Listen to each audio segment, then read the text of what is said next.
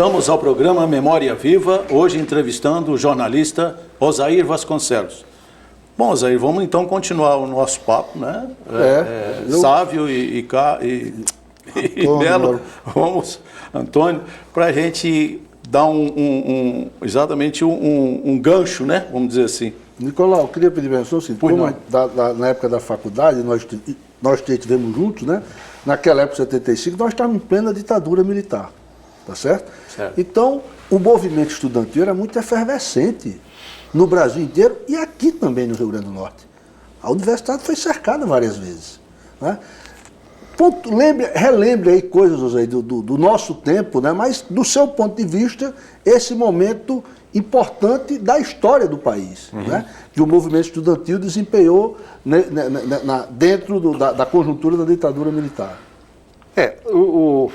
Eu vou começar por uma experiência bem particular, né? Sim. No primeiro ano de jornalismo, na minha turma tinha Jane Vidal, Petit das Virgens, mais alguns aí mais interessados e tal, e a gente teve uma ideia de fazer um jornal mural, né? E o jornal mural tinha literatura e tinha também um pouco de política e tal. E quem nos deu muita força foi a professora Crisan Siminéia. Sim. Ensinava português, né? E ela, quando soube da ideia, gostou muito e tal. Ela comprou um quadro, nos deu, né?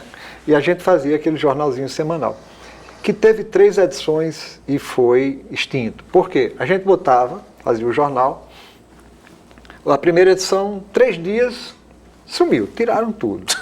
E a gente achou, não, deve ter sido o pessoal da limpeza que tirou. A segunda edição nós botamos hoje à noite, quando chegamos ontem, no outro dia, já não tinha mais nada. Fizemos a terceira edição, também em 24 horas desapareceu, ficava só o quadro lá. Aí a gente conversou com a professora Crisan e tal. Aí ela disse, eu vou ver o que é que está acontecendo aí. E ela foi lá, e até onde pôde ir, ela voltou e disse, olha, está arriscado fazer esse jornal. Então, aí acabou-se o jornal, essas 3 edições aí.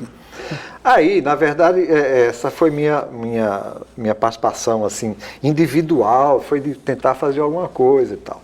Depois, aí eu me engajei dentro de um grupo, Sávio era a liderança, né? Nicolau, eu quero dizer o seguinte, que Sávio e Antônio Melo, a gente convive há muitos anos. Sim. Já fizemos muitas coisas juntos e nós somos conhecidos no determinado círculo jornalístico como os compadres. Né? Os compadres. Então, e aí eu me engajei num grupo, Sávio fazia parte, Sávio era a liderança, com a presença de Serginho Diebe, né?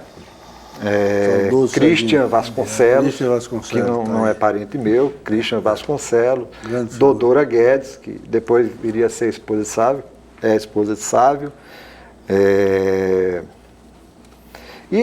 Né? Então eram as lideranças com as quais eu me engajei. E tinha que enfrentar um problema sério que era a censura, né? Era muito sério, né? Era. Um pouco depois daí, por exemplo, adiantar só um pouquinho a história, nós criamos a Cooperativa de Jornalistas.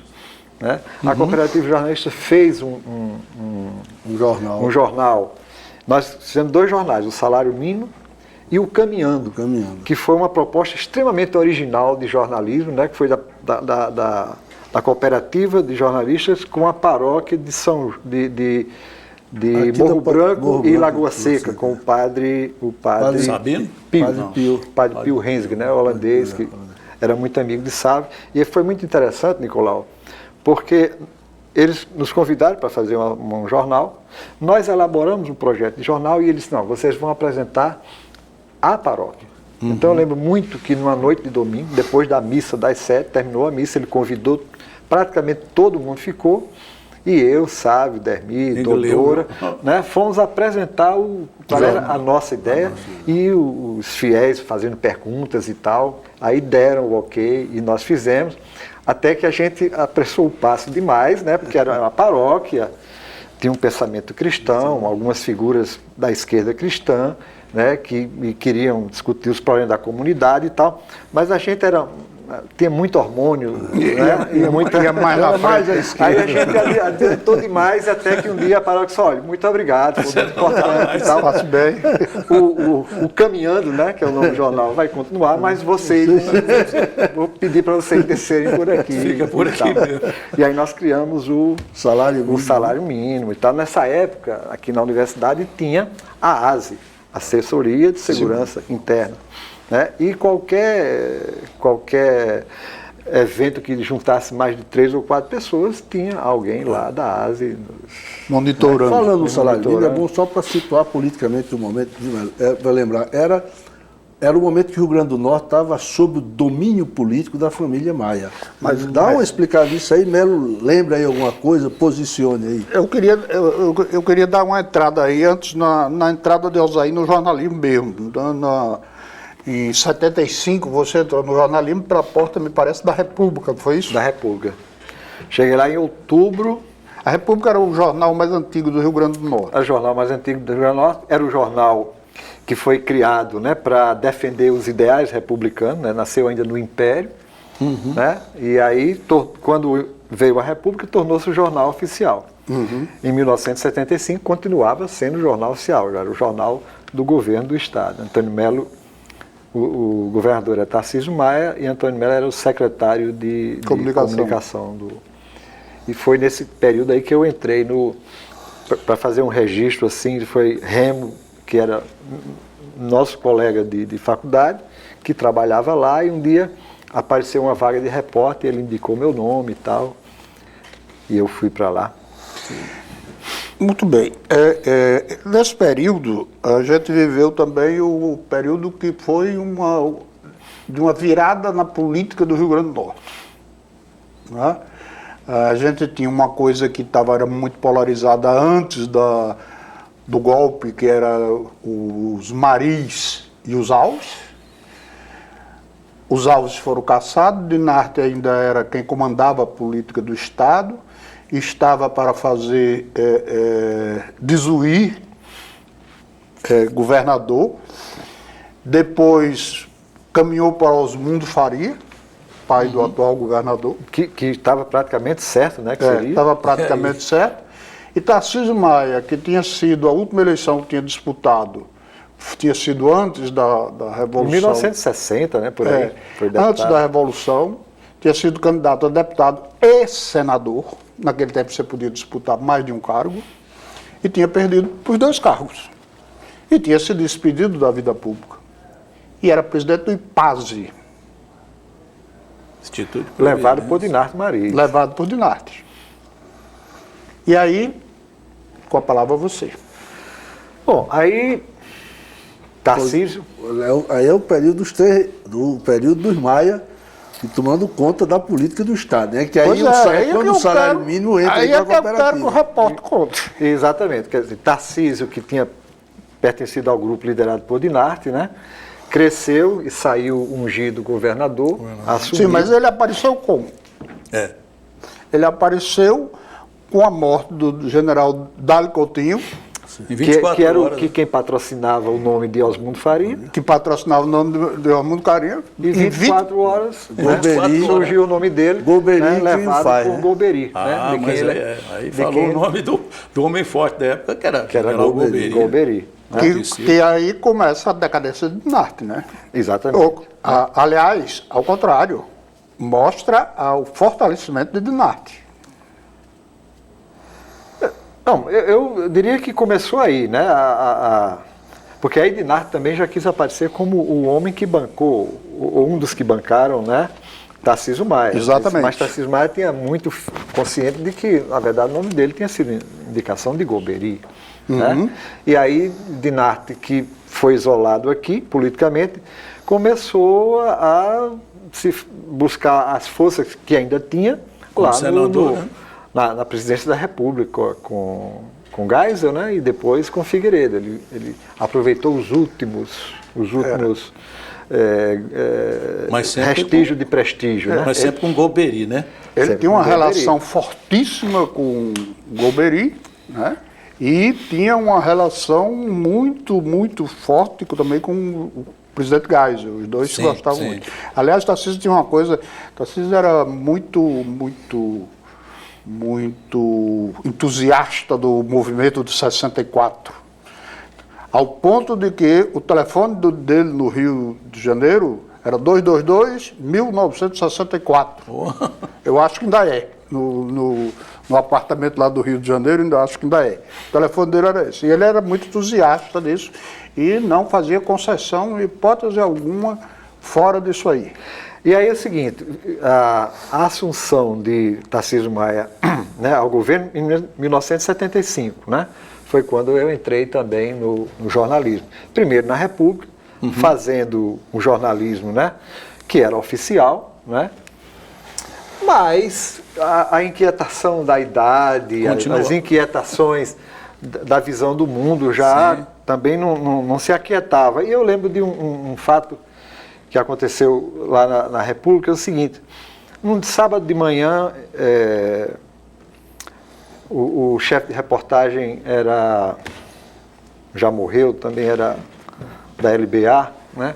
Me pautou uma matéria em Extremóis, que eu não lembro o que é. Eu fui fazer a matéria não falhou. Na volta, eu ia passando ali na Lagoa de Extremóis, e bem no centro da lagoa tinha uma draga. Eu achei interessante, fui lá, parei ali, perguntei ao pessoal, e ele disse, é uma empresa que veio aí, está tirando o fundo da lagoa, está tirando a lama da lagoa.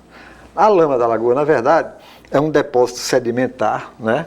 Tem um nome que eu não lembro, que é rico, é uma matéria-prima, né? É um lodo, né? Lodo, Mas né? não é um lodo vulgar, vamos dizer, é um sedimentar e tal, de milhões de anos, e é matéria-prima para fertilizante.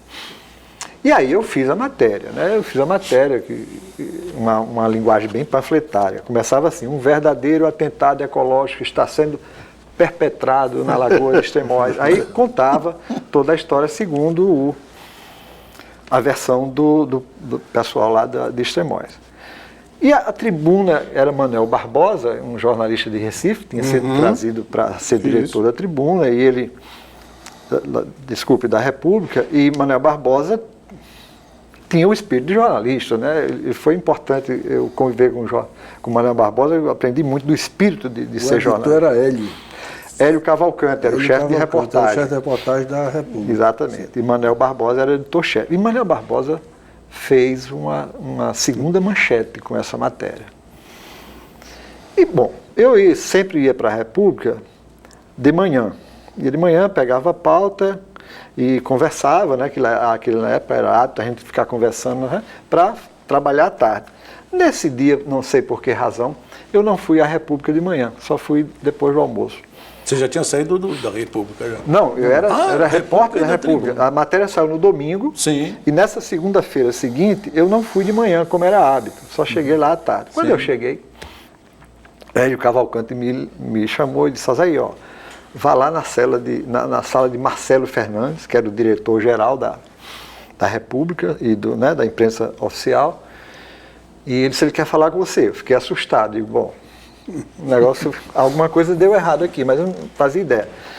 Aí, quando eu entrei, Marcelo disse, aí, fique tranquilo. Aí eu fiquei intranquilo, né? Fiquei intranquilo. O que foi, Marcelo? Não, porque fulano de tal, um grande empresário, veio aqui e veio com um revólver, né, lhe procurar, mas já está tudo resolvido.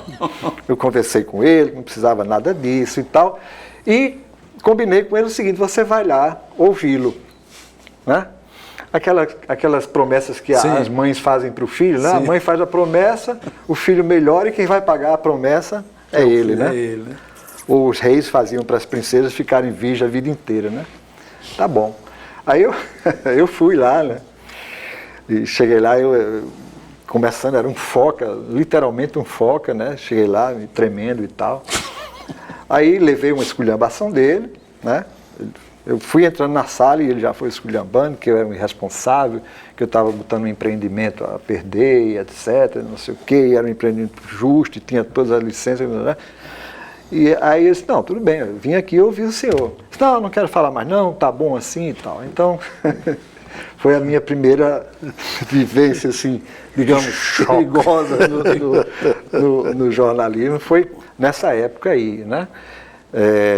E aí também eu comecei a dar minhas pitadinhas de jornalismo político ainda no governo de Tarcísio Maia, mas aí já no Diário Natal. Eu entrei na República em outubro de 75, em maio de 76 eu fui para o Diário Natal, na vaga de um jornalista especializado em cobertura de judiciário, cujo nome aqui, injustamente, eu não lembro. Ele tinha morrido. Domício Ramalho. Domício Ramalho. Ele cobria... Primeiro jornalista aposentado do Rio Grande do Norte. E era especialista em cobrir judiciário. Finíssimo. Né? E aí ele saiu do diário, eu fui para a vaga dele lá e confesso a você que com um mês eu pedi para sair porque eu não entendia nada daquela linguagem. Mas aí, eu só lembrar o seguinte, tudo isso começou quando foi uma pergunta do salário mínimo na cooperativa do jornalista. Que foi a semente do sindicato? A semente do sindicato ali, a cooperativa do jornalista. Primeiro nós temos aqui a cooperativa, para depois vir o sindicato. Porque na época é o seguinte, criar um sindicato naquela época era muito difícil, era um processo extremamente difícil e nem um pouco estimulado. Né? Claro, ao contrário, chegava a ser perigoso. Como a gente tinha esse grupo muito grande, né? Sávio era a liderança, Arlindo Freire, Dermi Azevedo, Rogério Cadengue, Birajara Macedo, o Birajara Macedo, né? E mais uma infinidade de pessoas. Aí a gente queria criar o sindicato, mas a gente sabia que criar o sindicato seria uma luta de longo prazo, Walter Medeiros, né? Então a gente estabeleceu uma estratégia, né? De longo prazo para criar o sindicato. E aí nós criamos três caminhos paralelos. Criar o sindicato, que era de longo prazo, tomar a ANI, a Associação Norte-Grandense de Imprensa, cujo presidente era Luiz Maria Alves. Sim, mas a ANI, né? A ANI nem ia lá, estava fechado, né? E tinha um prédio, né? E criar uma cooperativa. Então nós começamos aqui primeiro o seguinte. Tomando, né, para usar a linguagem política, nós tomamos a ANI. Primeiro, mas tomamos de forma democrática, legítima. Primeiro nós nos associamos, porque o último associado da ANI, naquela época, já tinha 20 anos. Né? Não havia, e nós pedimos a abertura de inscrição, nos inscrevemos e fizemos maioria. Né? Fizemos maioria e aí nós chegamos a Luiz Maria Alves, através de Afonso Laurentino, que fazia parte do nosso grupo, mas era um alto funcionário do Diário Natal. E ele colocou para Luiz Maria Alves, olha, os meninos aí e tal, estão querendo fazer, vamos animar e tal. Ele reclamou, mas concordou, fizemos eleição e elegemos Arlindo, foi o primeiro presidente da ANI. Então nós vamos dar continuidade no próximo bloco a esse assunto do sindicato e também a parte literária sua, que é muito importante também. Estamos encerrando o segundo bloco de Memória Viva e voltaremos dentro de alguns instantes.